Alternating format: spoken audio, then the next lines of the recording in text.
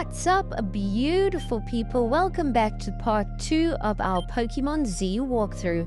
In the previous episode, we started off our adventure. We chose our starter Pokemon Fennekin, the fire and psychic type. We also met the Professor Olivier, and our friends. We met Chrysanto and Melia. So I can't wait to dive into the adventure today. If you open your bag and look at your Pokemon compass, you can find which Pokemon are hiding in each region or each route. So that is really helpful. You don't have to encounter the Pokemon to first see which Pokemon are there. You can just open your compass and have a look. So that's going to save you a lot of time in hunting the Pokemon that you are looking for. Today's video is a little bit longer than usual, but it is absolutely jam-packed. We did find out in the previous episode that in this game there are 12 regents that you have to battle. So they are basically like your gym leaders, and once you defeat all 12 of them, you can take on the king, I believe. So that is the goal of the game. So I was just way too excited. I wanted to include the first Regent battle in this episode, so that's why it is a little bit longer. So we are gonna keep exploring the new routes, catch some new Pokemon, and complete some side quests. And then toward the end of the episode, we will be battling the first Regent. So I can't wait to see how strong or difficult they are and what kind of Pokemon they use. I also am curious to see if there is kind of like a gym puzzle before we take on the Regent or gym leader. We have found a few little berry bushes where we are collecting berries. And another thing in this game that is different from other Pokemon games is that you can actually craft items. We crafted a Pokeball just before this, so we've been picking up a whole bunch of items during our adventure. And when you knock out Pokemon, you also pick up a few items. So the more items that you collect, the more things you can craft. So there are like different crafting recipes or something that show you what all you need. But we will be diving into that a bit more later on in the game once we collect more items. But now we've just entered a cave and caught up with our friends. And it seems the route is blocked, but then the professor arrives. And she gives us the alchemy recipe for explosive powder, which can be used to destroy rocks. So we need 2 items in order to craft an exploding power. And if we look at our explosive power, we've got 1 of each of the 2 items. So we can craft it 1 time, and we used it to smash the rock. So there we have opened the route path. We are going to have to try and find more of those items if we want to crush more stones. I don't know if there is still like a HM Rock Smash or TM Rock Smash that will work. We'll have to wait and see. Otherwise, we might just have to continue crafting. We do see a little staircase going down to a lower level, but I'm not sure if we should go there just yet. We pick up a couple more items, and I'm not sure which way we're supposed to head. If we're supposed to head east or go back down to that lower floor. We go downstairs just to check it out, and it looks like there are tons of items here, but a lot of them are blocked by rocks. So we're going to have to try and get more of those items so we can use our explosive power, and then we can come and collect all the items here. Unfortunately, we can't use Rock Smash right now, so that's all that we can do. We did pick up 1 or 2 items down here, so that wasn't too bad. We also just picked up a glowing ember, which is 1/2 of what we need to make an explosive powder. At least we know there are a whole bunch of items down here, so we will come back at a later stage. But let's continue on and try and make our way through this cave and hopefully reach the next town. The next town is supposed to have the first Regent, so I'm hoping that is the case. We just exit the cave and we have arrived at Grisaille City. So this is going to be super interesting. We're going to see if it's a big or small city, and it kind of looks like a castle, which is pretty cool. We just picked up a great ball on one of the wall fences, and now we're going to explore some of the town and chat to some of the locals. There are a few houses here for us to explore, so we're going to try and get as much information as we can about the town and also hopefully about the Regent. We go upstairs and chat to the kid, and he asks us if we know about the legendary Pokemon Xerneas, Yveltal, and Zygarde. I think this game is loosely based off Zygarde, so we are going to find a whole bunch of information and scene on those legendaries in this game. I really love the design of this town, and I love the whole old theme about this game and the Kalos region, how it is shot back in the day. I love all the characters, how they are dressed up in their costumes, and we can also find some interesting Pokemon here in the city. We did open our Pokemon Compass, but we have found the Pokemon Center, so we're going to heal up our team and chat to all the people in the Pokemon Center. I'm hoping we can explore the next route soon and hopefully add another 2 cool Pokemon to our team. Out of our team of 6 Pokemon, there are 4 that I'm pretty happy with. I'm happy with Fennekin, Ghastly, Mareep, and Slowpoke. We are going to be swapping up our team a whole bunch more, that's for sure. And we will just see what Pokemon we encounter. But we have found a Quickclaw here in the hedges at the south of the town. And Quickclaw is a super valuable item. It will allow your Pokemon to often attack first in battle, so you do want to go and collect that. We enter another house and chat to more locals, and we get a bit more information about the legendaries. We pick up a berry and go upstairs, and here someone is looking for a Mankey, and they're willing to trade an Abra, which is a really good trade. Unfortunately, we didn't catch Mankey, but if you do want to add Abra to your team, definitely go back and catch a Mankey. We enter another house, and one of the people here gives us a Focus Sash, which is again a super strong hold item. If your Pokemon gets one-shotted in battle, if it's holding a Focus Sash, it won't get knocked out. It will stay alive with 1 HP, which can really be a game changer. The next building we have entered looks to be the sheriff's office. So there is like a prison here and a whole bunch of sheriffs or policemen working here. We chat to the policeman behind the counter, and he offers us a little mission. So he tells us that there is a criminal on the loose, and apparently the criminal is hiding in Grizel Cave. The criminal is a thief, so we're going to go and try and find and defeat the criminal and bring them to the sheriff's prison. And if we can do that, we will get gifted a reward. It looks like we have found the first Regent building here. It's kind of like a Pokemon stadium. And we can't proceed up north until we have defeated the first Regent. So I think the first thing we need to do is go back to Grizel Cave and try and find this thief. I think we can use Rock Smash one time as well, so we can go and collect a few items down here. We enter the lower section of the Grizel Caves, and we have found the thief. It looks like she is a Hex Maniac.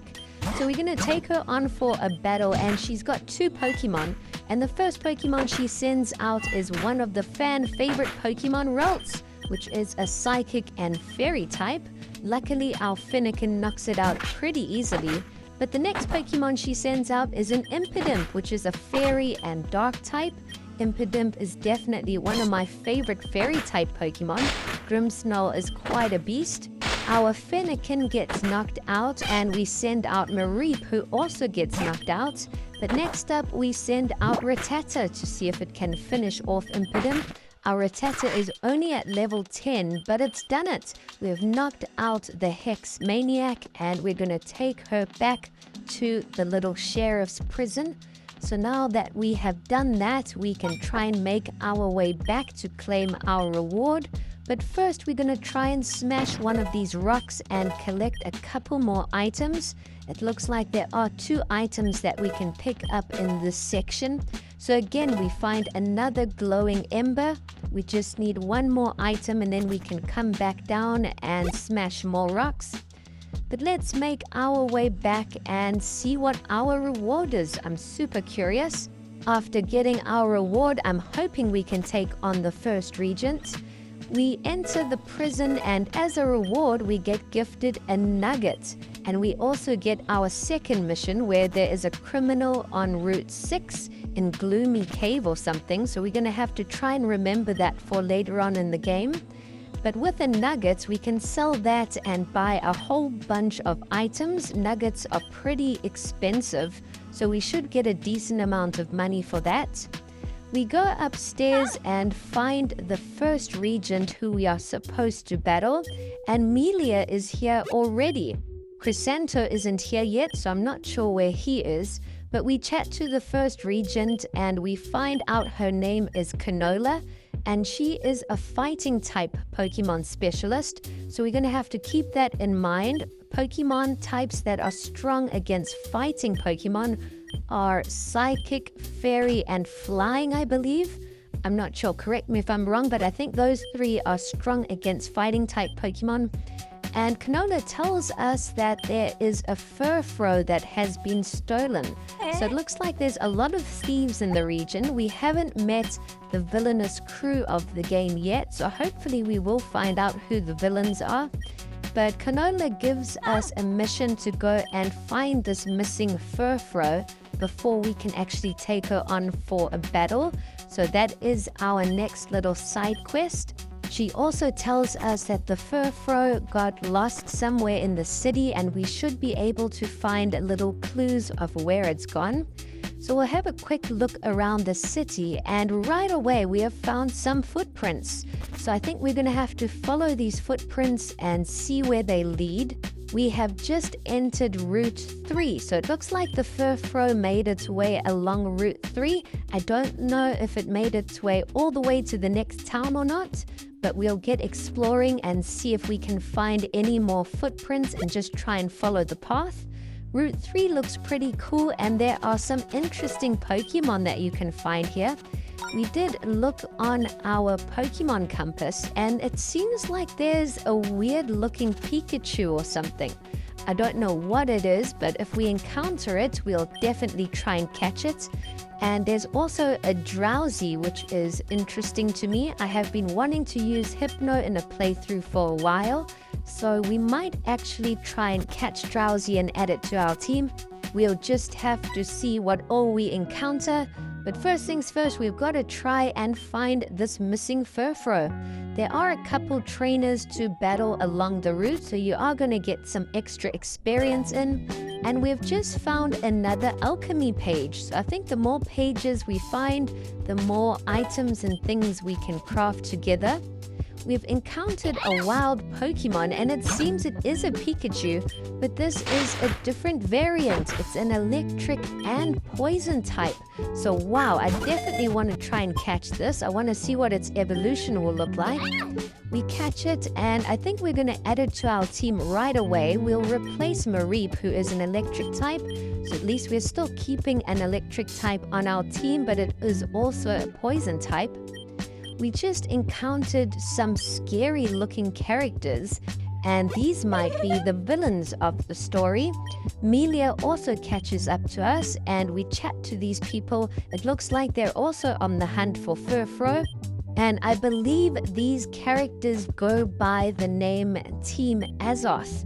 So these are Azoth grunts, and they're kind of like scientists that want to try and do experiments on Pokemon, but often hurting them. So we're going to take them on for a battle, and luckily Melia is joining us because it is a double battle.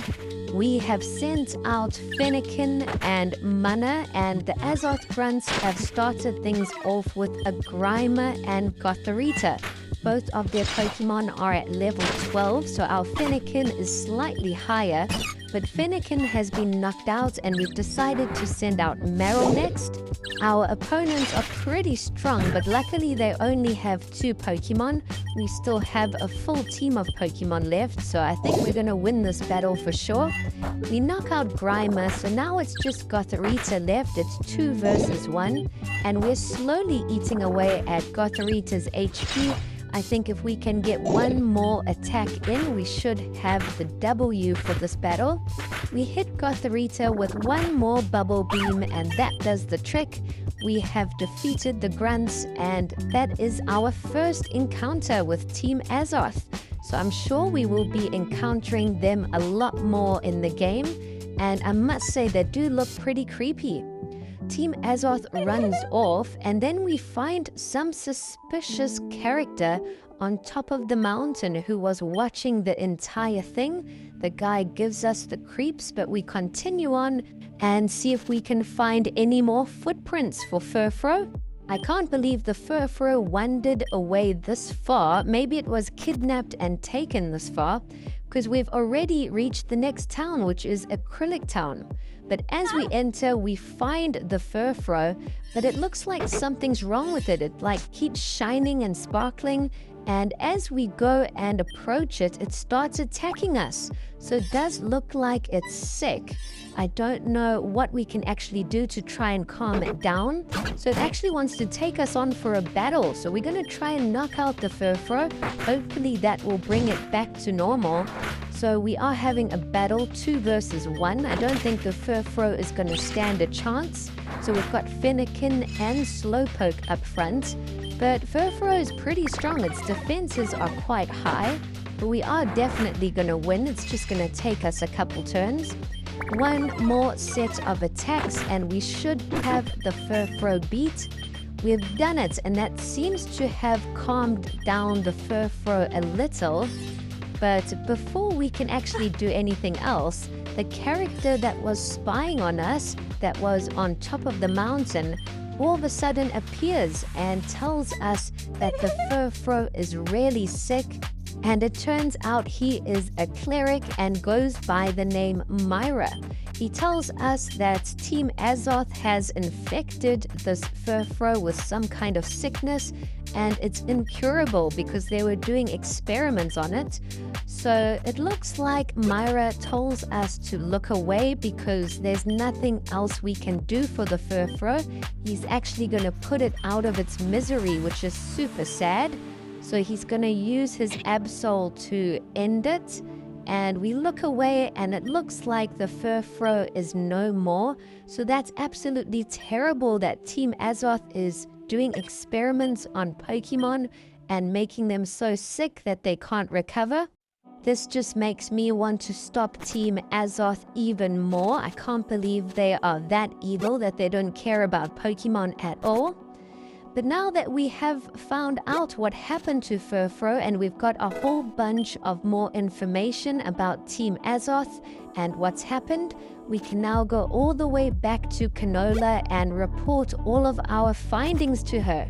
Hopefully then she will agree to battle us and we can try and get the first gym badge.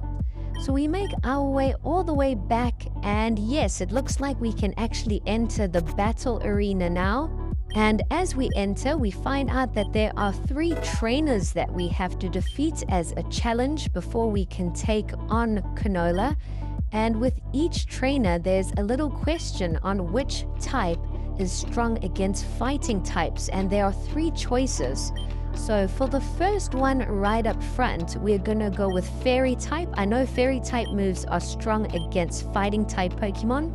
If you get the question correct, the trainer battle will be a bit easier.